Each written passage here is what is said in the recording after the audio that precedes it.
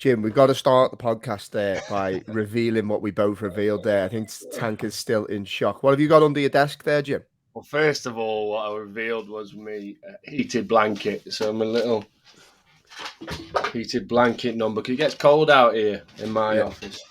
I can relate, lad. Little heat number, but it gets and then it gets too hot, so my legs are a little bit hot now. But the other revelation is the foot warmer, little heated foot warmer. Woo!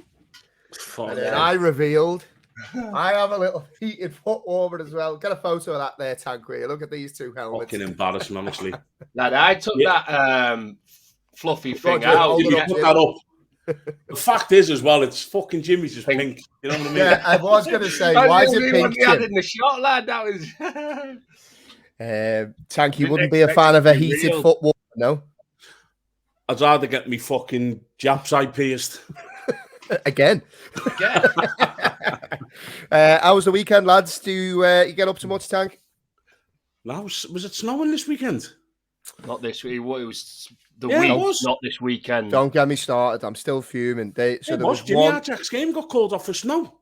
Yeah, there was one night over here in Ireland, Thursday night, where there was snow, and then the local, the sort of Dublin district, whatever, schoolboy league that obviously our Josh plays in, they did a blanket cancellation of all games, like way too early. And I swear to God, lads, like our game was on Astro Josh's game was on Astro on the Sunday morning. So kids all across Dublin didn't get to play football because basically the pitches were a bit wet by the end of it. It was an absolute joke.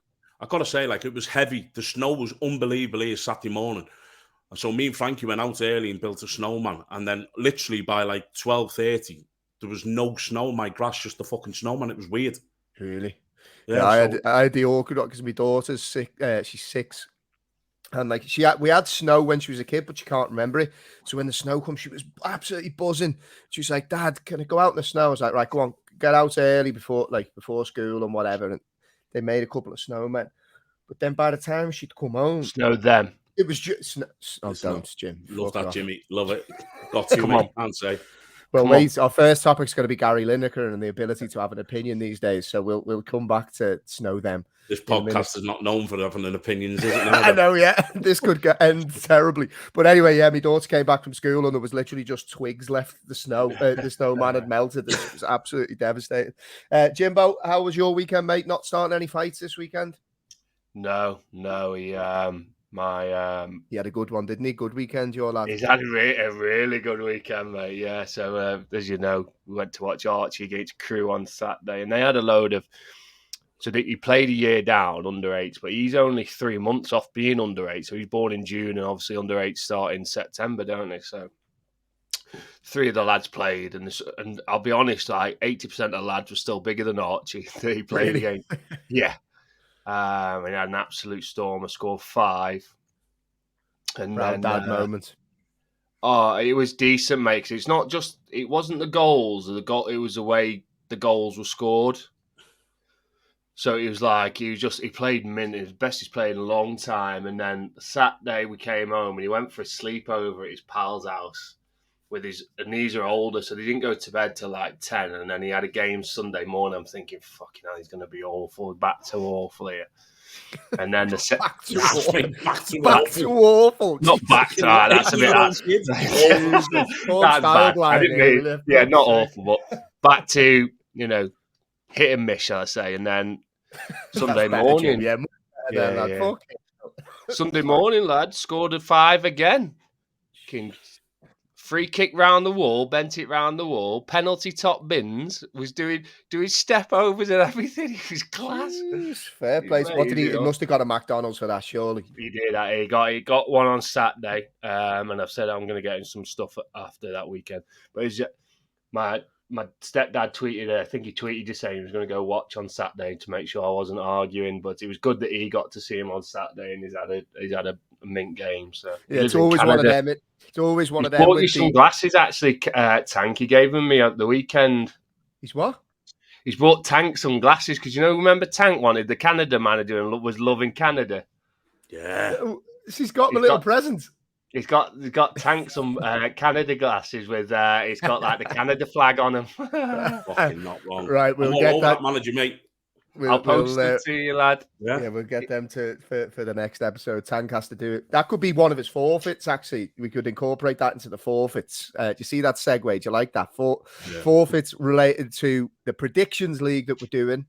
And Jim, actually, I may as well just ask Tank at this stage because I feel like Tank actually keeps a better record.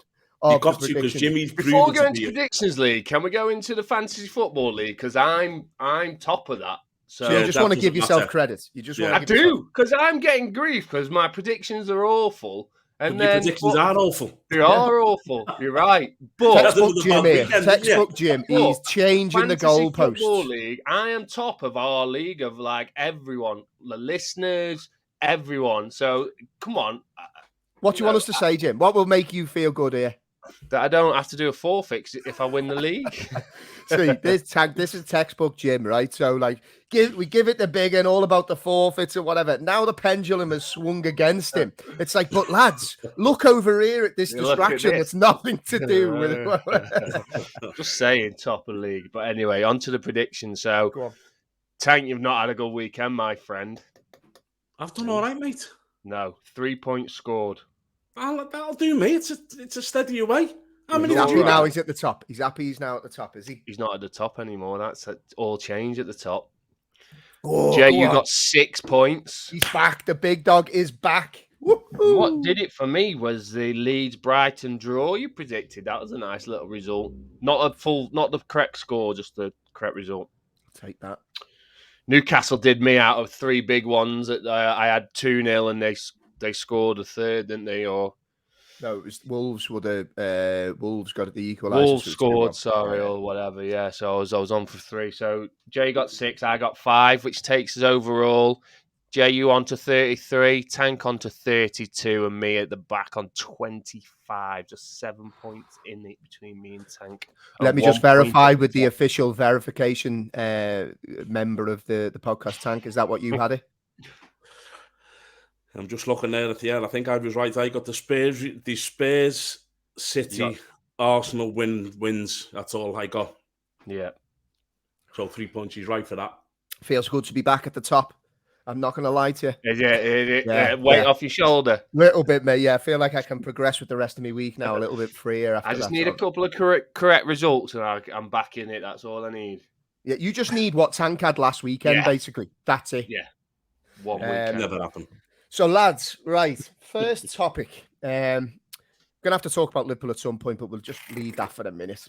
Just look at Jimmy's face. Like, I mean, why do we do this, Tank? Like, I was there giving it the big, and I think I was saying that Jude Bellingham's definitely signing, and Liverpool are definitely getting top 4, and then all of a sudden it's all gone terrible. Jamie, I did say last week, didn't I? I'm not convinced by this Liverpool side. They've done it before. I said we beat Bournemouth 9-0. Everyone was like, we're back. And then we're shit, and we're shit. Well, let's talk about Liverpool being shit in a bit, because I want to start with a topic that has been dominating the news. And look, we try on this podcast to...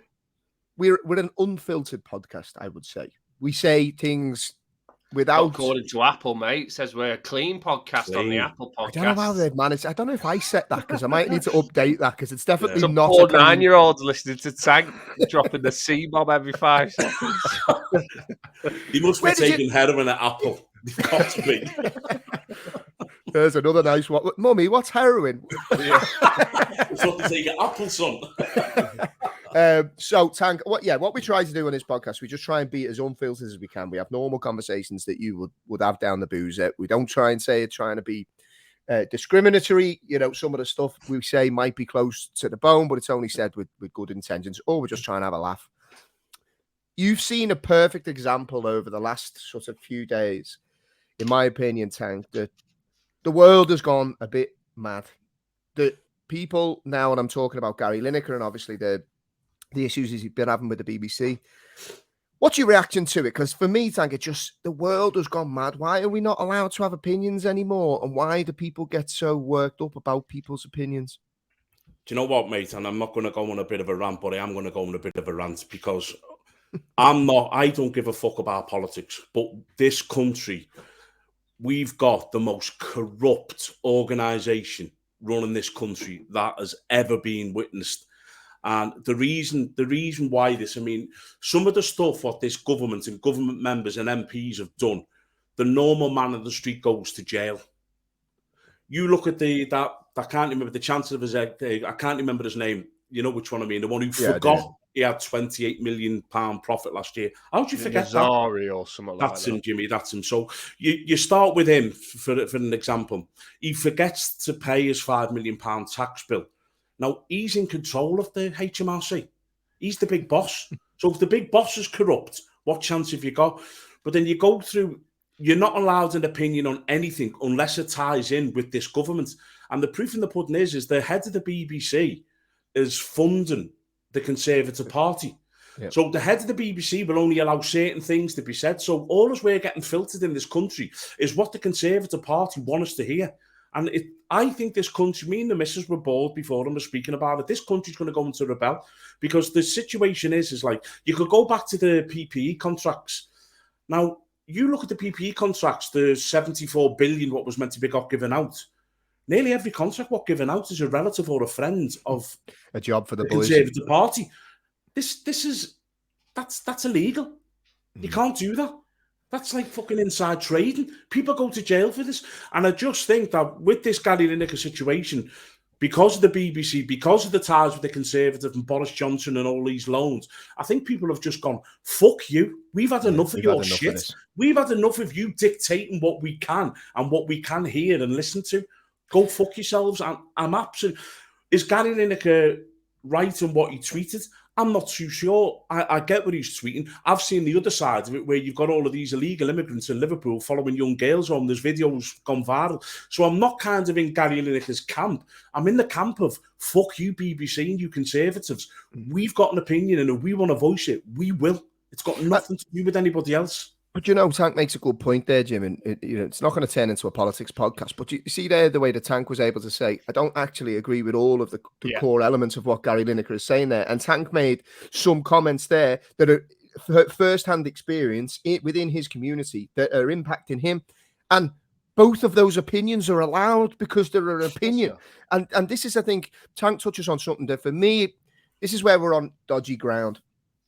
The filtering of news, and that's the challenge. BBC have basically backed themselves into a corner here, Jim, because what they've ultimately done, if you look at the likes of Jeremy Clarkson, if you look at the likes of Andrew Neil, you look at all these in theory, and I don't like the term left or right because I feel like that in itself creates divide. You can have blended views on different things. You can be a little bit left on some, a little bit right on others. I just think it's used to cause division, and that's not what anyone wants to see. But the BBC have backed themselves into a corner because Andrew Neil, a right wing who holds a right wing viewpoint, has tweeted some terrible things, way worse than Gary Lineker. Jeremy Clarkson has said some horrific things. The guy's an absolute helmet, in my opinion. Alan Sugar's another. But that suits the narrative that they want pushed. So it's like, okay, yeah, nothing to see here. But and they were happy for Gary Neville to talk about Qatar if it was feeding into a narrative that they want pushed. But as soon as he steps out of line and it doesn't go to the narrative that they want, all of a sudden they've stamped their feet, and it has backfired in massive fashion for them. It has backfired massively, but in what Tank's saying is right. You can have an opinion, you can voice it, and sometimes you do have to be careful in what you voice due to how you voice it. I think is the key. And how you voice it, and he did it. He did it in a way that I thought was fine. As I said, Alan Sugar's. Hold on, you thought Tank was eloquent in how he put his opinion across, or Gary Lineker? No, I meant I was going to say that is a conversation I've never had before. Yeah. But Alan Sugar's openly tweeted racist and homophobic tweets. He goes on about the Conservatives being this great. He openly bashed Jeremy Corbyn, even though he was made a sir and was a member of the Labour Party. But he's still on The Apprentice. Nothing goes on it. The thing I am struggling with is I think we're getting taken for mugs, and we just absolutely let things go on. When's enough, Jim? When's enough? Because Tank makes. I don't understand now how there isn't revolt on the streets, because my gas and electricity bill's going up. It's going up even more. No, in other countries, it's being capped at certain prices. Inflation's gone up. It's being capped everywhere else because they're having the impact that they're having on the government. We're just standing by and taking it. And like, I know it's hypocrisy by saying it and not doing anything, but I just think we're just happy to go along with, we can go, yeah, this isn't great. And this is the issue for me is we're using Gary Lineker now as a victim of this discrimination of opinion, right? In a few weeks, that'll be gone. He'll be back on Match of the Day, and we'll be back to nothing. We'll be back to, we'll still be getting rinsed at the petrol stations, even though petrol prices has gone down wholesale. We'll still be getting rinsed on our bills. Interest rates are going up. Everything, yet when it's a celebrity, oh my God, we need to jump on board that as quickly as possible. I just wish the country would do that as a collective to when things seemingly on the surface aren't what they should be. Do you know what I did like? And we'll get to the football bit in a minute. I did like how the football community rallied around them. That was that for me, because it's happened once or twice where the footballers have stuck the fingers up to the governments, and it was, I don't know if you remember right, it was the NHS campaign that was led by in Maine by Jordan Henderson, and it was in response to idiotic comments from Matt Hancock saying they questioning footballers, and it's like, hold on, mate. Yeah. What are you doing to help the country? But Jordan Henderson, another one who should be in jail, by the way. Don't get me started on him. Absolutely. But by the by, it was great to see in that instance when football kind of stepped up and did a better job in supporting our bloody health service than half these politicians. But then you've seen it again over the course of the weekend where there was solidarity in numbers and people have had enough. And I think you're right, Tank. I would like to see more done. I would like to see people stand up, not just through football, but just it's not right what's going on, and we're getting screwed over. And do you know what it is, Tank? It makes me think of like it's a ridiculous example I'm about to give you, but there's like an element of this. When you go to the hairdressers and you get an absolutely terrible haircut, and then you go, "Oh, thanks very much, cheers," and then you give them a tip and you go around the corner and you cry. It's like it's that British mentality of like, we'll just keep plodding on. Don't moan, just get on with it. It's got to change. Honestly, it is getting to the stage in this country. I can't stand the way these politicians go on. Like, they broke the law passing this new bill. Every legal person has come and said this new bill, what they're passing is illegal. It's completely illegal. But these are still going on the television and lying. And they're lying in the members of parliament, which is, by the way, is meant to be illegal anyway. It's a sackable offence if you lie in the fucking whatever it is where they go and do the chat shit. Now, Boris Johnson's being found to lie, and they're still there. It's like they just create new rules as they go. It's like, I tell you what, you can't get entertainment like this, can you? Lads, wherever they go and do where they go and chat shit. That'll be the House of Commons. That's it, the House of Commons. Listen, they might be fucking chatting the fucking dungeons where you two are with your fucking sheds outside, because you get more sense there than what you do in the House of Commons. It'd be nice and warm anyway, to have warm feet. The feet in that minge thing, but you know what I mean? That escalated. Jimbo, right. We'll start with Liverpool versus Bournemouth. And before me and Tank smash our laptops, or Tank laughs uncontrollably because he was right again, give us some reason and rational thoughts about that Liverpool performance. Because I've had a couple of days to calm down a bit. And I have to say, if we'd have done a podcast... Jimmy, can I just say, it's very noticeable to me, Jimmy, how fucking unactive you are in the WhatsApp group. Very quiet. Like bales of hay coming in the WhatsApp group. I swear to God, right? Do you know what it is? I'll be able to talk about it better now, because I didn't want to go full Arsenal fan TV. And, when it means that much in these results and the lack of effort from someone. Anyway, I'll put my 2 pence in a moment. Jimbo, what did you make of the game?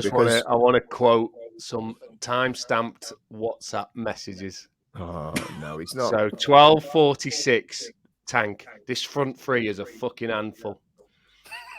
Jamie Holmes, this front three. Snap, haha, mate. They're starting to click. It's scary. Gakpo is 8 foot as well. Basically saying how good they are. And that was at 12:49, and then nothing till Sunday. Really? 1 minute you're waxing lyrical, and then I was like, That's another fan, by the way. He's bringing WhatsApp messages I know, to the public. I tell you what, it's like just that. funny, lads. I just thought you were going like acting. Not that you weren't acting. I mean, they look good. Don't get me wrong, but you know, you saying how mint they were, and then they couldn't score past Bournemouth, and you end up losing 1-0. But first things first, let's fucking talk about Virgil Van Dijk, because what the fuck is he doing there? Oh, mate, The don't get me ball's started. gone over him, right, and I can understand. Right, if I'm a player and a player's got away from me, right, but he's running towards the byline. So my Cut first off the angle. Cut off the angle. come into the box Yeah, to see yeah. if there's any players in there, like not just stop dead and go, oh, hopefully he'll get him or he'll stop that. As a central defender, surely that is it. Was he skipper yesterday? Was Henderson didn't play, Yeah. did he? So he's captain as well, and he's just gone. He's got past me. But the only thing I can think of, he slipped in the early. So whether that twins or, but even still, in that moment in time, you bust your gut to get to into a position to try and impact where that player is going to play into. Just stopped. And that was criminal. For all the things a politician's done, as a footballer, he should be locked up for that. I Onto the agree, play. by the way, and I'm going to come on to that because I'm still not over it. You know, like I was fuming about the Trent thing at Old Trafford earlier on in the season, that video that's played back where he basically just stood. I can't, like, sorry, I'm just going to have to say it to him while it's in front of me, man. Go 'cause I'm for still it, annoyed. mate. Do you know what? Like, so I always say to me son, or the lads that we coach, you know, if you make a mistake on the football pitch, like a technical mistake, like you try a shot and you miss, or you try a pass and it gets cut out, so, you know, no problem. Keep getting on the ball, try again. But you can't allow for lack of effort. That is a non-negotiable. And this isn't just a football thing. This is a life thing. If you're going to do something, give it your all. And that, to me, the ball's going out. So I seen somebody online say to me, "Oh, he thought it was going out." No, he didn't. It was never going out. And I'm sorry, golden rule. If someone's in a wide position, and you tell me you will know better than me, Tank. Golden rule to stop the cross then. At least go and put the pressure on to stop the cross. Cut the angle for the ball back. Don't just give him a free hit to whip the ball in. Anyway, sorry, Jim. Go on. You go, mate. No, I just thought you looked lackadaisical. I mean, the first 15 minutes, you looked sharp, like you said. But after that, it was like, oh, we've not scored now, so what do we do? And fair play to Bournemouth. Bournemouth, I thought, looked decent for the game and did well, but it was worrying the lack of intensity after the first 15 for me, and the lack of killer instinct going forward from a Liverpool point of view. But you know, the talking point should and will be Virgil Van Dijk. I have no idea what he's thinking, what his thought process is. So, Tank, on Van Dijk, because there's a couple of things, and like you said, right, well, you highlighted from the WhatsApp group, I actually thought Liverpool first 15, 20 minutes, I thought the front three looked really good, nice variety, intensity. I really liked what it was seeing from them three, to be honest. And then it's like a few people just down tools, I don't know, and none more so. You know, you look to your captain in these moments. Him and Konate got given a torrid time. And I have to say, I thought Bournemouth looked well set up. I thought their wide men caused us loads of problems. I like him, the lad Billing driving from midfield. I thought big leggy presence caused us problems. But you have to look to your skipper in these moments, Tank. I think it was Jason Cundy. Now, you know, it's TalkSport. He's doing it to shock. I fell for it like I always bloody do. But he was basically slagging Van Dijk, saying he's nowhere near a top centre back. He's always had a bit between his teeth. I don't know if it's because people said he was better than John Terry and maybe it annoyed Jason Cundy, but he's gone to town on Van Dijk basically. He didn't cover himself in glory. Now, I don't agree with Jason Cundy at all. I think Virgil Van Dijk is an immense centre back, but he's coming back from Tank's not agreeing. He's coming back from a big injury. Or do you think that there is worrying signs coming from Van Dijk now, Tank? Firstly, as this is me speaking as an ex-player now who played left back, what Virgil van Dijk done on Saturday, there should be a clause in the contract that you can sack him. It was that bad, in my opinion. Do you know the biggest concern for me for this Liverpool side? It's attitude. That's the one thing what I keep coming back to is why and how. And for me, it's attitude. you could tell after we started really bright, the front three were really bright, but then I seen a stat on Twitter that we had 0 creative forward passes from our midfield three on the weekend. 0. So we're asking our front three to get the ball themselves and create everything and then score. That's not how football works. You've got to have the creative, you've got to have these balls into your front three. But just going back to Van Dijk, and this is not an off-the-cuff thing, I don't think Van Dijk is even in the conversation for the best Premier League centre-back. I don't even think Van Dijk's in the top 10 or 20 now. And just hear me out on this. The reason is Van Dijk for 2 seasons was fucking unbelievable.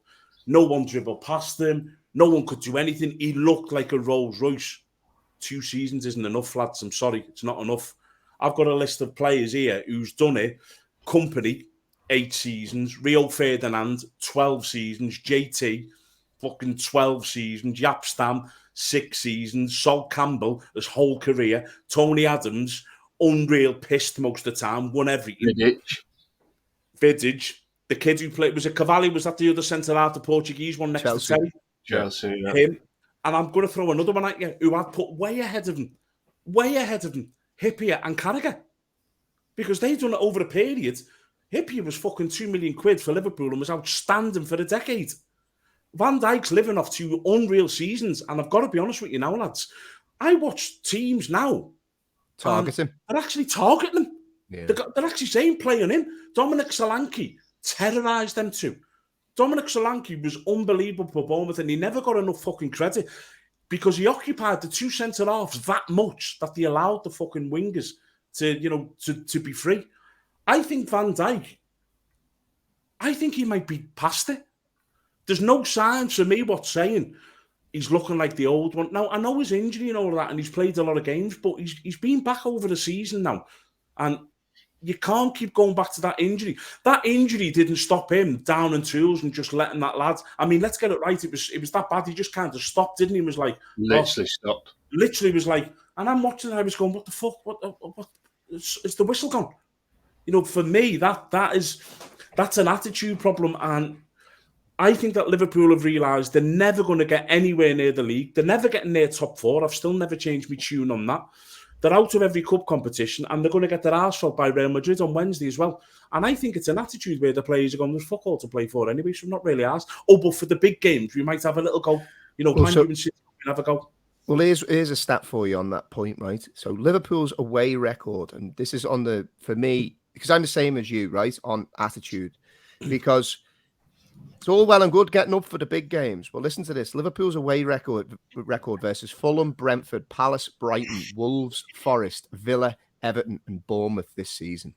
Played 9, won 1, drawn 3, lost 5, scored 6 goals and conceded 14. They've failed to score in 6 of those games. If there's ever a stat that tells me a few players are smelling themselves, and it's all well and good getting themselves up for the Cities and Uniteds, but when you've got to get yourself up against the teams that make it difficult for you, you know, maybe there's a little bit more intensity there. It's a bit of a cup final for all these games. Liverpool just don't find a way. And I was watching the game, Jim, and the thing I kept screaming at the TV was, move the ball quicker and pass it forward. It was just side to side to side. The forward lads picked up good pockets and the ball just wasn't getting fed through. Then we'd regurgitate, we'd go backwards, sideways. Honestly, Liverpool could still be playing that game now and they wouldn't have scored. So is it an attitude problem, Jim? I think it's both. I think you're lacking creativity from a midfield point of view. You drop a Kevin De Bruyne, a James Maddison, someone who can find them players in them pockets, them runs. You wouldn't be in that position. But at the minute, you've got who played at the weekend: Harvey Elliott, Fabinho, and who was the other one? Bajcetic, the young lad. Bajcetic. Yeah. So there, in theory, you've got 2 holding midfielders in Bajcetic and Fabinho. And you're leaving it on Harvey Elliott to find them spaces. He's not that player. He is not that player. His stats quite clearly tell you he's not that player to get assists and goals from an attacking point of view, from a midfield point of view. I don't agree there. We've been through this, but anyway, go on. I mean, we're just talking stats, but I mean, if you change Harvey Elliott for a Phil Foden, a James Maddison. I think you get something out of that game because he gets on the ball and he does that. They find little pockets where Gakpo, Nunez, Salah are making them runs. I don't think you've got anyone to play them balls. That's the problem. You'd have Fabinho coming deep in the previous team, and he would play them balls as well. So you'd have 2 or 3 players able to play them cutting balls. I just don't think you've got anyone there in that mould anymore. So that's why the goals are coming from your front 3, really. And if they're not doing it, as in scoring or assisting, then no one else can do it.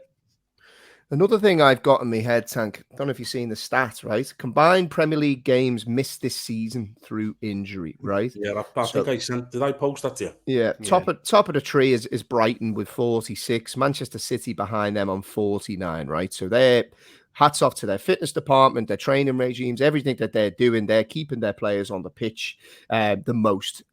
So bear in mind, Brighton are top with 46 games missed, right? Liverpool are bottom of this with 162 games missed. Like, I don't know about you, and it's for context, it's Chelsea just after that with 124. Yeah. Now, those are the 2 teams that arguably played the most football last season. So I definitely think there's an element of that.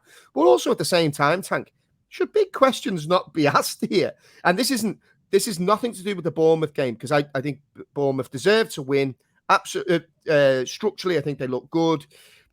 Total hats off to them. This is not in relation to that, but generally speaking, do heads not need to roll there that Liverpool have 162 games missed through injury versus the likes of a Brighton or a City, who, let's be honest here, City play in a similar type way. It's not as full throttle as Liverpool, but still, 46 and 49 games missed. That's not right, surely. No, it's not. But what I will say is that's got nothing to do with the lack of effort and the attitude problem from the players, of this season. I think but it is an issue.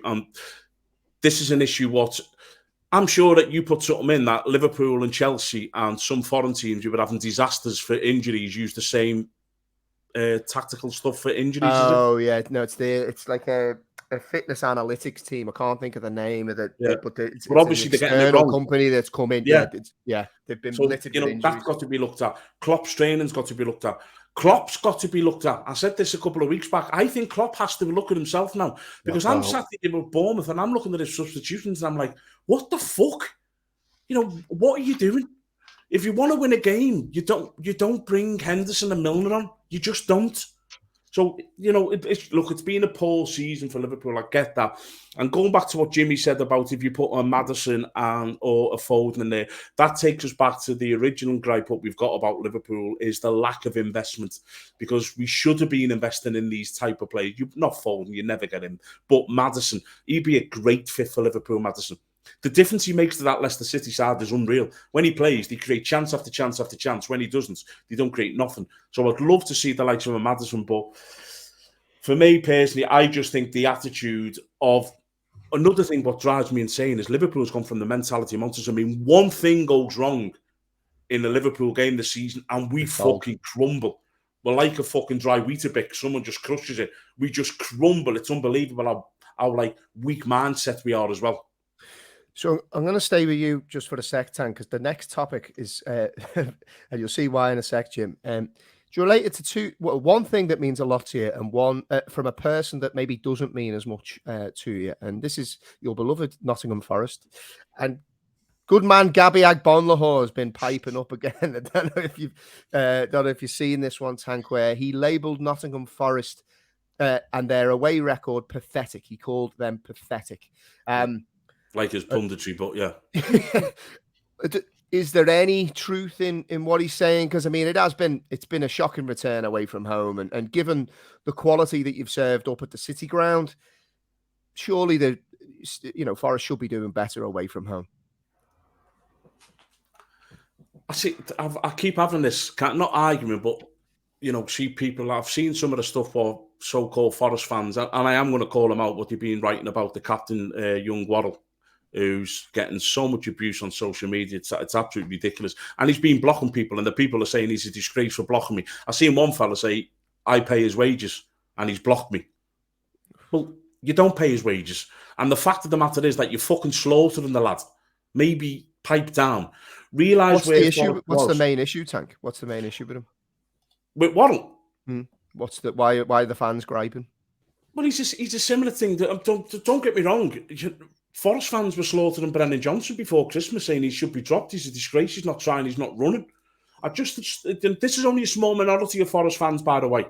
But you've got to look in the context of things where Forest was this time last season. They were fucking fighting. They just started having a push up from the bottom of the league in the Championship and having a playoff run. We're in the Premier League now and we're 15th in the league. It's a fucking unbelievable journey.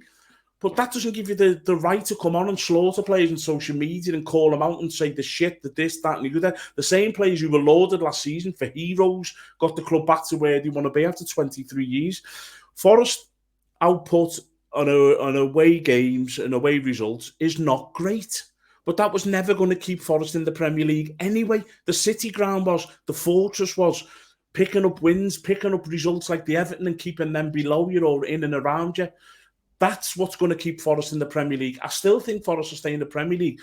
Bear in mind, Forest have got some of the best players out injured as well at the minute. So look at Liverpool's records away in the Premier League. It's not much better than Forest's. Yeah. So it's just kind of like, yeah, it's a poor record. It's not great. But just put a bit of perspective on it. Championship club last season, come up, massive change, massive turnaround of the club. Does the word perspective, Jim? I think that's the key point here, right? Because we touched on it last week. We live in the age of the soundbite now, don't we? So is perspective absent for most fans these days? And you only have to look at that. We give two examples there. Gabby Agbonlahor, Forest are pathetic. They're all this stuff. Whip up, hysteria, frenzy. Jason Cundy, Van Dijk is not fit to lace these people's boots. Whip up a frenzy, whether you agree or not. Is that just what it is, and fans sometimes can fall into it? Because I think sometimes, and I only can say this from a Liverpool perspective, you have a divide in the Liverpool fan base that now they call what I would class a traditional supporter, as in a top red. So I'll always try and be optimistic. You can be emotional and be pissed off at a result, but ultimately you're there to support your team, right? Yeah. But it seems like with a lot of supporters now, they get caught up in the hysteria around particular players. They jump to social media and they talk to them as if they're not humans. You wouldn't in any real life start abusing someone. You just wouldn't start abusing someone because it's not the way to behave. Yeah, it just seems now that you're given a free pass on social media, and reason and rationale is something that is in short supply. Yeah, I mean, people don't stop and think. It's often, the faceless accounts that will be doing it. It wouldn't be someone who's doing it from their own account with all their information on. If they are, then 9 times out of 10 they get found out, and you see them getting fired from jobs and whatnot, etc. But as you say, I don't mind people having opinions. If someone thinks Worrell's not great, then say he's not great. That's absolutely fine. But there's lines, isn't there? And if you're actually, verbally abusing someone and calling him all the names under the sun and whatnot, then it goes past that point, doesn't it? It becomes personal. So if you think he's had a bad game, tell him he's rubbish at football.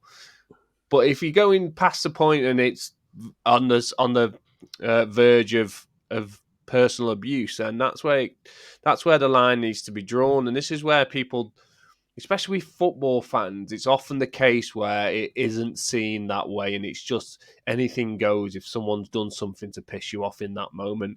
At the end of the day, lads, it's a game of football, and exactly. Forest, where they are in the position in the league, yes, their away form is bad. Of course, it's bad, and you think they don't know that, and you think not trying to rectify that in every away game they go into, but at the minute, they're outside of the relegation zone. They seem a stable club. They've got a stable management team in place, and they've got I've seen calls for him, though, Jimmy. I've seen calls for him on social media saying get him out. It's mad. Fine. That's their opinion, and you obviously we saw videos on a podcast that we tweeted this week of someone saying Maradona couldn't do it in the Premier League. It was awful. Like, do you know what I seen the other week? Listen to part that I've seen on the podcast that some fucking fella said, just show Messi down the line and you solve the problem. And I was like, who's this dickhead? Until someone proves me wrong. But I say mine. That was all obviously said with tongue in cheek, but these are no, it wasn't bullshit. No, it wasn't. Of course it was. You were bollocks, mate. Jim. So, but my point is going like, if people have opinions, that's fine. But the issue you often have if people say things that they know they know what's going to react. So that podcast there, he said that to get whatever it is that he's needed to get from that opinion, and it's just it's becoming grating now. Like, have opinions that are different, but just mad opinions like, oh, fucking Messi showing down the line and his shit like that. It's just everyone knows that that's not the case, but people saying it to just do stupid stuff. Jimmy, there was a table. I don't know whether you posted it or you, Jamie. There was a table 2 weeks ago that Forest were top of the league for points after the World Cup. Yeah. That was 2 weeks ago, and now we're getting told that the fucking Joe. I mean, I've seen a quote that Joe Waddle thinks he gives it the fucking big and walking around chewing Chewy. What the fuck? So you're not allowed to chew Chewy now? Giving us, you're like, what? I'm not right. But like 2 weeks ago, Forest were top of the Premier League for points gained after the World Cup, and now everything's suicidal. Just relax. There's a couple of results. Tottenham, the way is a difficult place to go. They beat Man City. They'll beat Liverpool early soon as well. You know, it's just relax and just let the season unfold. There's going to be Forest are going to have like real tough times, which they're in now. And I've got no doubt that one result at home will flip everything. Everything will be rosy again. But just remember this time last season, or December this time last year, fucking bottom of the Championship. Yeah, I think supporters sometimes as well. Look at the Forest example. People will be like, "Yeah, I want him out. Oh, yeah, I want Cooper out." And if you said to these fans, "Well, who do you want?" I don't know. Half the time they don't know, and then they'll just say a name, and as if like these managers just walk in and get people to buy into what they're selling straight away. It's a difficult transition to bring in new managers. All Didn't the players. Someone on this podcast say Klopp out? Ooh. Yeah, no, He's looking at you, Tank. He's looking at you, mate. Say that before as well. I think Klopp needs a long, hard look at himself. Absolutely. Yeah, you still Klopp. Thinking that it's a bit stale. I think he's gone stale. I think Klopp's gone stale. So there's a couple of things I want to finish on, right, before we get to our listeners' question, which is brilliant. So I'm delighted with that one. I just want to get your opinion on something, right? Because Howard Webb was brought in to fix VAR or make it basically not infringe or impinge, I should say, on the game too much. There was a decision, I don't know if you've seen it in the Newcastle game, Tank, right, where Nick Pope basically did exactly what he did against Liverpool a couple of weeks back, where he took a heavy touch. I think it was Jimenez, stole in. Now, it's definitely a foul. Whichever way you look at that, it's a foul. I think it was Madley was the referee, was miles away when he gave his decision. He didn't think it was a penalty. The wrong decision was brought about, in my opinion. I understand that Howard Webb has said that he doesn't want to re-referee games, and in a large degree, I agree with that sentiment. But surely the referee, if he's the other side of the pitch and he can't see it, why doesn't he just go over to the monitor himself? Like, that is a really big decision that fundamentally changes the course of that game. And yet again, they've managed to make an absolute botched job of it. Yeah. Howard Webb should be sacked because since he's come in. Jesus, Tank is sacking. Everyone's getting the chop today. Careful, I might be gone by the end of this podcast, lads. Fucking tag Jimmy out. Lads, just ask yourselves a question. Since Howard Webb has been appointed, has VAR got worse? It's 20 times worse. It's got better. I don't think it could get worse. It was bad enough as it is. How's it gone better? Some of the decisions. It hasn't got better, is what I'm saying. It's gone worse. So I'm looking, and now what has Howard Webb actually brought to the table apart from more carnage? Now he's saying that they're terrified to send the referee over to the monitor now. For me, it's a clear penalty. It's a clear sending off. and it changes the fucking whole thing of that game. Wolves are fighting for the life. I thought Wolves played well. Yeah, Wolves are fighting for the life. That's a big turning point for Wolves. So if I was a Wolves fan, I'd be absolutely raging. But then you go on the other decisions where Casemiro, which was a blatant red, but then there was the Chelsea-Leicester game, was it? There was a fucking horrendous challenge, and he didn't even get a yellow card. It's another leg breaker. These are stuff what should be getting sent to the monitor going, look, this whole VR, we've said that all the time, it needs bin and it needs fucking off. We've got supposedly a new fella come in and he's a car crash, needs sacking, and it's made worse. Jimbo, I want to come to you on the question that was sent in from Johnny. So top man Johnny for sending this one in, right? I like the non-football questions. Always. The question is, and I asked the question around food all the time, right? So I'm banging into this question, right? The question is, if you had to make someone a meal to impress them, what would that meal be? And no, you can't just order a takeaway or go to the restaurants. You have to cook it yourself. See, I do real good barbecue, so I do like a nice steak on the barbie. What if it's raining? Hey? What if it's raining? Do it inside. What's your point? Fucking inside. Got fucking canapé. And you've got your little trick, haven't you, Jim? The old South African. Got your five shits on the old barbecue. I do steak with maybe a little bit of lobster on there, a little bit of lobster tail, steak and lobster. Got your 5 shits. Your hand ends up like Simon Weston's face. Them. With steak and lobster on the barbie. Steak and lobster on the barbie with some home cut and cooked fries with garlic and thyme. Rosemary and garlic fries as well, with maybe some fried mushrooms and some, the garnishes on the side. Proper good home cooked steak. That was all right, that lad. I'm actually a bit hungry now after that. Mate, I'll make you that. Well, come over. To be fair. I knew he was going to make a smart comment about me never coming over. You couldn't just let that one go there, Jim. No. What about you, Tank? You're a roast man. No, do I feel like you cook the like roast? A roast? If you're not kicking the in-laws, you're cooking the roast. Or kicking them. One or the other. No, my speciality, lads, it's fucking outstanding as well. It's prawn, chicken, and chorizo tagliatelle pasta. It's off the chart, boys. That was a combo I wouldn't have put together. Prawn and chicken. Yeah, have you never had that in a restaurant, mate? That's in the restaurant. That's restaurant grade shit. I thought it was either or, no? No. Prawn, chicken, might be, but in this house, it's fucking prawn, chicken, and chorizo. It's basically paella, that. Yeah, it's decent, that. How often do you cook that, Tank? Is that special occasion type stuff? No, I have to have a bit like, I probably have to have at least every couple of weeks. I love chorizo with chicken and prawn, just all fucking, the chorizo puts like the juices on the prawn and the chicken. It's fucking lovely. And oil in it.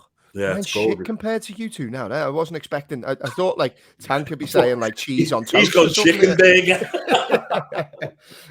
Mine is thinking? Thai green curry. My Thai green curry is very good. What do you mean? Oh, Jim, you just put a bit of fucking steak on the barbie, lad. You're giving me grief about fucking Thai green curry. No one likes Thai green curry. I tell you what, Jim. You've just served someone chips and steak on the barbie, and just all you have to do is just turn it over. When's the last time you had lobster? I've never had lobster.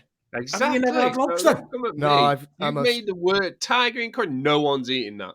Why they not out after this podcast? What would prefer, my meal or yours? I bet. All right, we'll put all three.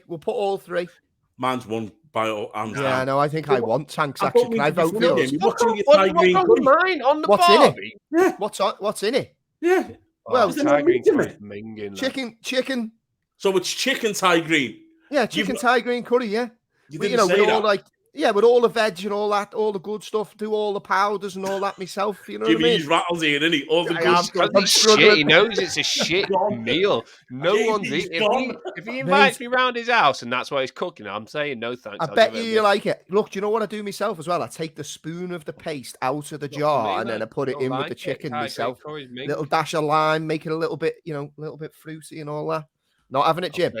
And then you can spoon the Thai green curry onto the garlic bread and then bite the garlic bread. Tell you, lad, that's decent there. Not having it. That up as a vote.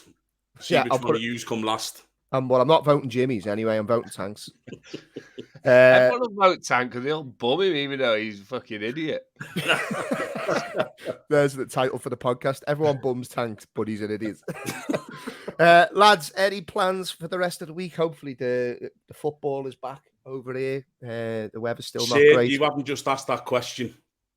What? Tuesday, Wednesday, Thursday, Friday. Get the bets on, Tank. Get the tips out. Cheltenham, Tuesday. Oh, Cheltenham. Yeah. See. Just another reason. Actually, isn't that funny? You just say Cheltenham, and then William Hill just sent me a fucking message on my phone there.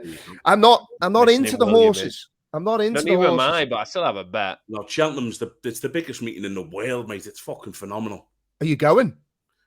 Well, I might have a runner there, so I'm just finding out. Just keep looking at the weather. He needs really heavy ground, really. So I might be there Thursday. Water the pitch, lad. I'll get a hose pipe on it. So can you give us actual tips this time rather than keeping them all to yourself? No, he gives them all to Ian Abrahams of the Moose, who's tweeting in DMs. He'll give us some tips, Tangle.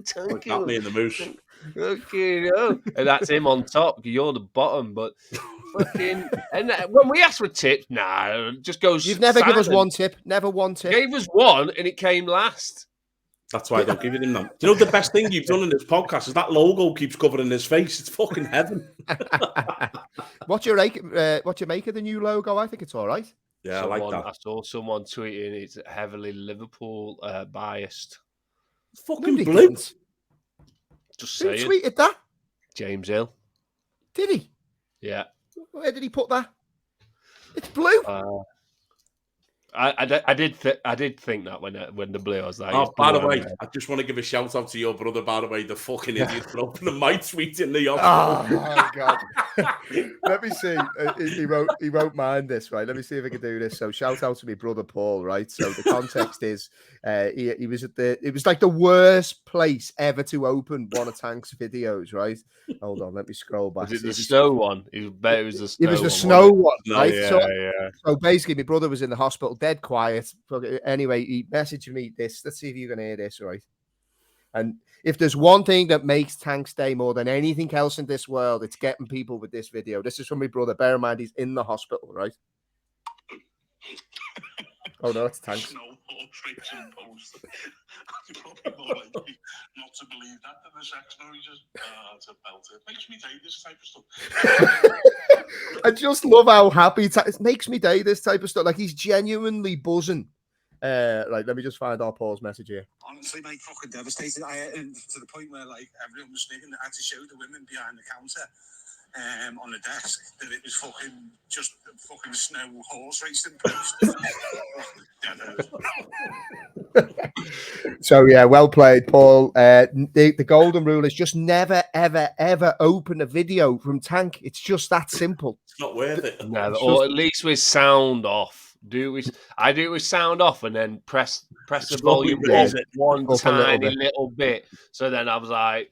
But even then, he sometimes gets you because he's doing this one at the moment where it's at the end and you're like, you feel a bit comfortable. Leave it on all the way. And then if you don't hear it, because it's always louder, isn't it? So you leave it to the one little click on and then it's not that loud and you can turn it off. But if nothing comes on, you go, right, I'll watch that video again because you know it's not actually sex noises. I mean, it's double the time, but it's just safety first. Safety first. Safety first, always. Right, lads, that's us up for the hour. Jimmy has to do the school run.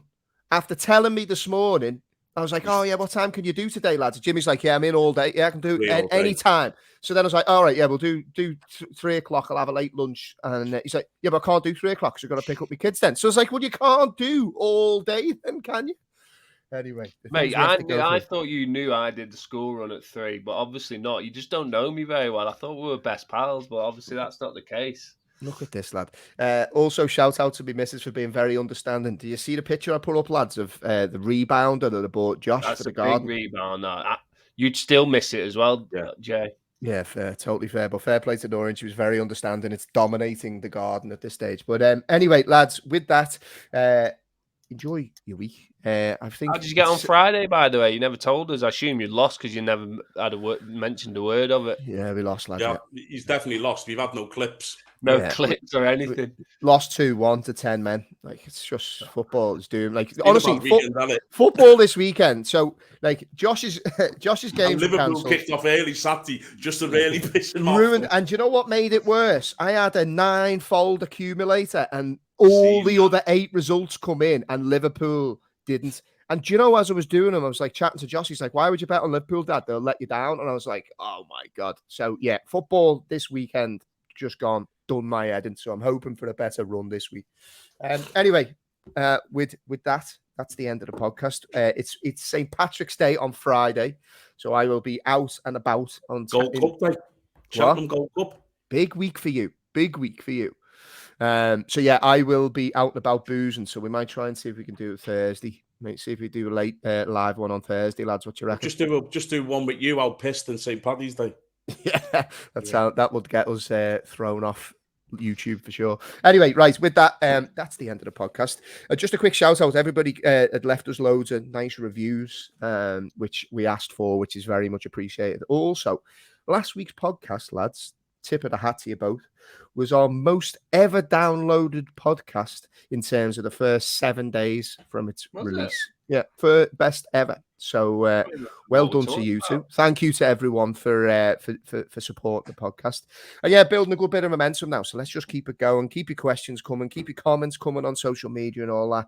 And actually, I just want to finish on one thing. We had a couple more messages this week from listeners who are just going through a bit of a tough time.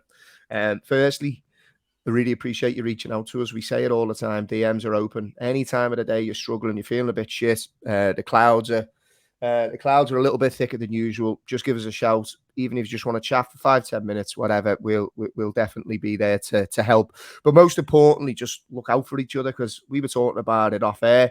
People seem to be struggling. They're going through shit at the minute. You're never on your own. Anytime you open up to somebody, it's like that problem is literally halved. So don't take too much on your shoulders. Don't be too rough on yourselves. The clouds will pass and you'll bounce back in no time. But most importantly, yeah, as I said, ping us a message. The DMs are always open. You look after yourselves. So with that, that's the end of the podcast. Have a great week. We will be back with you potentially on Thursday. Definitely not on Friday, because I'll be propping up a bar in Temple Bar. But with that, have a great week. All the best. Cheers, lads. Cheers, lads.